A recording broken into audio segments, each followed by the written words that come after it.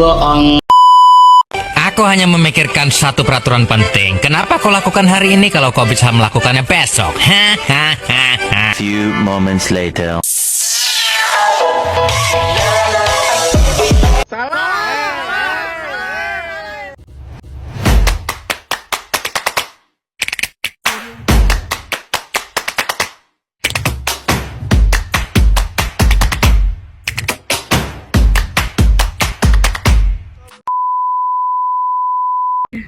Assalamualaikum warahmatullahi wabarakatuh. Salam Om Swastiastu, Namo Buddhaya kita. Salam kebajikan, salam sejahtera untuk kita semua. Perkenalkan, nama saya Areta Maulani dengan NIM 05649075. Saya dari Prodi Agribisnis dari UPBJJ Padang dengan dosen pembimbing Dr. Vera Agustina Yanti. Kuliah dasar-dasar penyuluhan. Baik, di sini saya akan menjawab pertanyaan nomor 1, yaitu konsep dalam pengertian penyuluhan pertanian. Penyuluhan pertanian itu seperti proses membantu para petani atau orang-orang di bidang pertanian biar lebih maju lewat pendidikan dan komunikasi. Berikut adalah beberapa konsep utama yang sering disebut dalam pengertiannya. Penyuluhan seperti proses pendidikan, seperti sekolah, tetapi tidak formal. Tujuannya buat ngajarin para petani tentang teknik baru, ilmu petani atau cara kelola lahan, biar hasil panen lebih bagus. Contohnya seperti ngajarin cara tanam padi yang hemat air. Penyuluhan sebagai komunikasi, yaitu fokus pada penyuluhan orang yang menyelenggarain, mengirim info ke petani. Ini bukan cuma ngomong tapi juga pakai gambar, demo atau media sosial biar pesan nyampe jelas dan bikin petani mau mengubah kebiasaan. Penyuluhan sebagai pembangunan, ini dilihat penyuluhan sebagai alat buat membangun desa atau daerah pertanian. Tujuannya bukan cuma ngasih info, tetapi membantu para petani naik tarif hidup, kayak bikin mereka mandiri atau punya usaha tambahan. Penyuluhan sebagai perubahan perilaku. Konsep ini tentang bikin petani berubah cara pikir atau kerja, misalnya dari pakai pupuk kimia atau pakai pupuk organik yang lebih ramah lingkungan, biar mereka lebih sadar dampak jangka panjangnya. Yang kedua yaitu mengapa target penyuluhan disebut sebagai sasaran.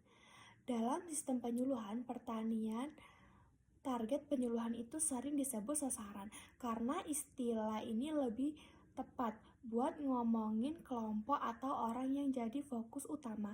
Kegiatan sasaran itu kayak target dalam penahan. Misalnya, kalau sasaran adalah petani muda, penyuluhan bakal pilih metode yang cocok buat mereka, kayak pakai teknologi digital. Yang ketiga yaitu pengamatan kegiatan penyuluhan di wilayah masing-masing. Saya asumsikan di tempat saya tinggal, yaitu Desa Bedeng Baru. Kegiatan penyuluhan tentang pertanian organik. Targetnya adalah kelompok petani kecil dan menengah di desa, terutama yang punya lahan kurang dari 1 hektar. Juga melibatkan ibu-ibu rumah tangga yang punya kebun kecil. Jumlah pesertanya sekitar 20 orang dari berbagai usia, dari usia 20 tahun sampai 60 tahun, dan mayoritasnya laki-laki, tapi ada juga perempuan. Poin B yaitu karakteristik sasaran. Sasaran ini punya ciri khasnya, yaitu pendidikan dan pengetahuan. Kebanyakan cuman dari lulusan SD atau SMP, jadi mereka butuh penjelasan simpel dan demo praktis. Mereka udah punya pengalaman bertani turun-temurun, tapi kurang tahu teknologi baru. Poin C yaitu deskripsi kelompok tani dan organisasi. Dari pengamatan kelompok tani yang terlibat adalah kelompok Tani Makmur yang jadi mitra penyuluhan. Ini organisasi lokal buat para petani. Berikut deskripsinya berdasarkan info dari pengamatan saya. Nama organisasi kelompok tani makmur. Jumlah anggota sekitar 50 orang. Terdiri dari petani aktif dan anggota keluarga yang membantu. Alamat Desa Bedeng Baru, Kecamatan Kayuaro, Kabupaten Kerinci, Provinsi Jambi.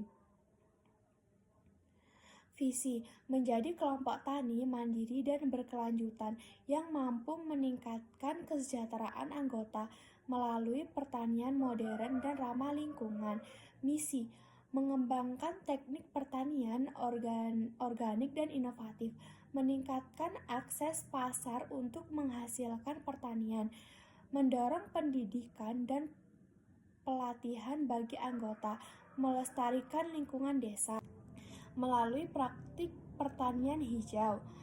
Struktur organisasi: ketua memimpin rapat dan koordinasi kegiatan, sekretaris mengurus administrasi, cetak keuangan dan laporan, bendahara mengelola dana kelompok seperti iuran anggota atau bantuan, koordinator lapangan mengawasi kegiatan di sawah atau kebun, bantu demo teknik. Anggota biasa ikut rapat kegiatan tapi nggak punya jabatan spesifik. Tugas-tugas unsur organisasi: ketua mengambil keputusan akhir mewakili kelompok, keluar, misal ke pemerintah atau penyuluhan. Sekretaris mencatat absensi, membuat jadwal kegiatan dan melaporkan kemajuan ke anggota bendahara. Koordinator lapangan mengorganisir demo penyuluhan, memantau hasil panen anggota, dan bantu yang butuh bantuan teknis. Anggota biasa ikut kontribusi kerja seperti gotong royong, bersihkan seluruh irigasi. Anggota biasa ikut kontribusi kerja seperti gotong royong, bersihkan saluran irigasi, dan ikut pelatihan. Sekian jawaban dari saya, lebih dan kurangnya saya mohon maaf. Saya akhiri, wabillahi taufiq wal hidayah. Wassalamualaikum warahmatullahi wabarakatuh.